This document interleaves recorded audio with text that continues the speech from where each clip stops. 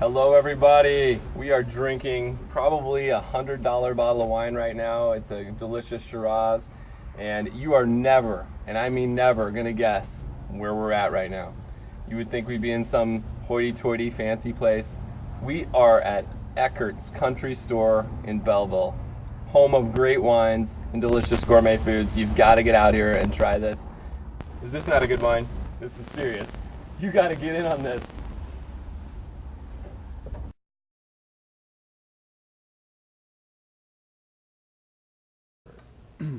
Hello everybody, thank you for tuning in to winophobia.com. We are lucky today. We've been invited by Chris and Angie Eckert. They are 7th generation owners of Eckerts in Belleville, and we're out here today to find out what they're doing out here. We're not here to do any apple picking or farming today, but we're going to learn about some of the amazing new things that they're doing at their country store. So thanks for having us, first of all. Yeah, thank you. Thanks for coming out.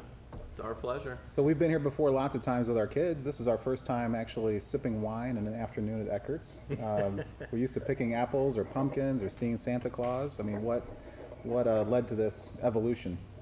Well, I think personally, Angie and I both have a passion for wine, as do my parents and my siblings. So we kind of had a personal interest going in and said, this is a product that kind of lends itself to the customers that come to Eckerts, and also the farming background that we come from. Wine is kind of inherently attached to agriculture and the history of how wine is made and grapes are grown. So we felt like it was a real synergistic product, and it really weaves itself with great food. And we're also a place that has great food. So Definitely. And you brought us out a selection of cheeses today from the deli. So you're also going into the pairing market. yeah, we've got a fantastic cheese counter. I'm going to defer a little to Angie on the cheeses because she's really the knowledgeable one there. So what do we got? Well, this is a manchego, which is a classic wine pairing cheese. It's a drier and goes with a lot of different wines. The next one is called Prairie Breeze. It's produced on the farm. It's a small farm, and they only produce a handful of cheeses, and they're all fantastic. And then also we have a dry and aged cheddar, which is going to go well with wines as well. Oh, that's good. Fantastic. You know, a lot of times we think we have to leave the area to enjoy these products. I hadn't seen some of the high-end cheeses just at the regular grocery stores that we see in town. So this is a real plus to be able to showcase, you know, instead of going to the wine and cheese place in St. Louis, maybe we can come here and just enjoy these. So that's Yep. fantastic. Yep, definitely. So you have a pretty extensive wine selection in the cellar back there. How do you determine what wines you sell? Do you have a personal preference in it, or do you go by the distributors, or who? How do you decide what you're going to sell in inventory? It's a little bit of all those things. We, first, we have a passion, and we want to fuel that passion with our products. So we do have a lot of the personal favorites, which we're going to feature here today, some of those. And we have a lot of passionate employees as well, and they take a lot of personal pride in researching the wines, talking to our distributors, finding out what wines are available, because that's half the challenge. You know, you can read about wines in Wine Spectator or Wine Enthusiast or Parker and have no access to those wines because they're limited edition wines or cult wines, or maybe you don't have a distributor in this area that carries them. So that's been a real challenge and a learning curve for us. But as we've gotten better at it, and as our distributors have gained confidence in our ability to market these wines, it's opened up a lot of doors with new wines coming in, and also more efficient ways to buy the wines so we can pass those savings on to our guests as well when they come to the store. Great. So I think through that process of taking our own passions and letting those kind of fly in the reserve room, and then learning how the distribution process works, learning what customers enjoy, we've been able to bring a very wide wine program into our department that satisfies palates that are just starting and palates that are a little more experienced, you might say. So it's been fun. It's been a fun process going through that. So do people walk in and just buy a bottle of wine, or is there a chance or an opportunity to taste the wines, or is there an educational process that you offer? Anything There like that? is, and this is kind of always changing because we have a fantastic space to do education, and I'm going to let Angie talk a little bit about our class program, but we've always are adapting it and trying to do new things with it. Angie just finished putting together our next 6 months of programs, so maybe she could tell us a little bit about that. Well, we do several classes for beginning wine drinkers because we find that if they can taste a variety at one time, they might be able to find what appeals to their palate. So, for example, there's a class coming up in April called Sweet Wines and Small Bites. So pairing them with food, and we have people all the time say, oh my gosh, now I really can appreciate wine, because when they taste it with a cheese that complements the wine, suddenly that tannin goes away or whatever might be turning them off to the particular wine.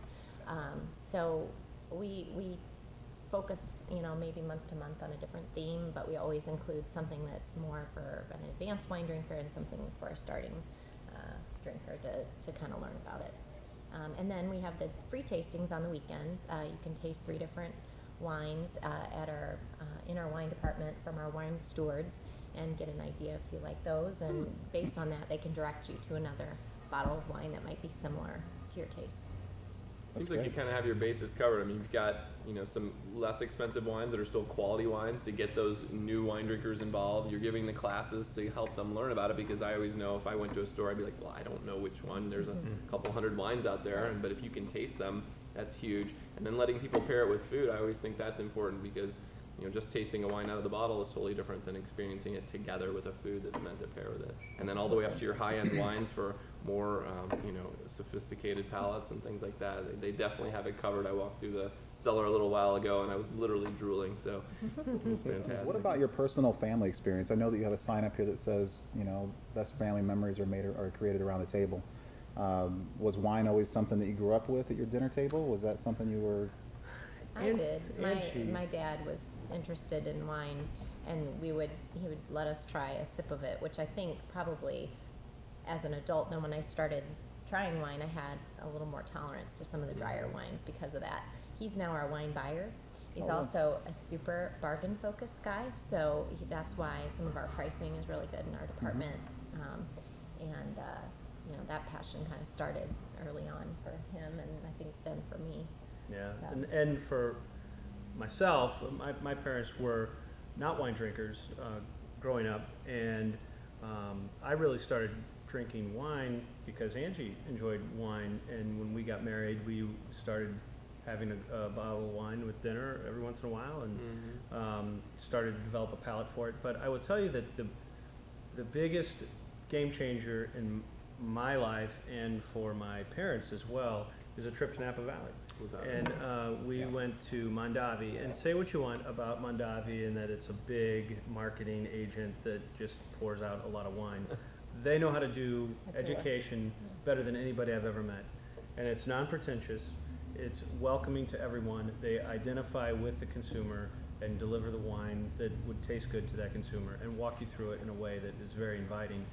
And in one tour, my mother went from a 1 bottle a year white Zinfandel drinker to a 3 bottle a week Cabernet drinker. So happens that quick, right? He's been back to Napa 3 times since. Right. We feel that was an eye opener to me in what we do here as well, because I saw, wow, that's pretty amazing to open a door to someone, and it really is a door that I want to open for people because it's such an enjoyable part of my life now. And looking at wine that goes with food and what a difference that makes, and it's just an appreciating the work that goes into crafting a really good, well-made bottle of wine. We do have to admit that our children swirl their chocolate milk. Nice. So. I think ours do too. Yeah. Speaking of which, we probably ought to take it. Try it. Wait, Yeah. you've already been trying. No, I got a short pour. He might have I'm sipped not a sure little. why. Yeah, that was a short pour. But I do think there is something to going to a wine producing region and experiencing it yourself. And if any of you have the chance to do that, it'll forever change you. We've been on trips where we've taken people that don't even hardly drink wine, and they do leave there enjoying it fully. So it's something about seeing it produced and meeting the people, and it's really an amazing experience. Yeah. Well, listen, Chris and Angie, I appreciate you guys having us out today. This Yeah, has been great. great time. You've been very amazing hosts. And for all the winophobes out there, we know you've come to Eckerts before. We know you've heard of it. You've come out here and done a hayride or found your pumpkins or gone apple picking. Come out and do something different the next time you're here. Come out here once a month. Get some of these great gourmet foods and cheeses they have here. buy some of your wines here. Check it out. You will be incredibly impressed. Things are changing around here. Yeah. So thanks for watching. You can find us on Facebook and Twitter. Is Eckerts on social media? Oh, yeah. Absolutely. So you can find them too. Find these guys. You got to see what they're doing. Cheers, everybody. Cheers. Cheers.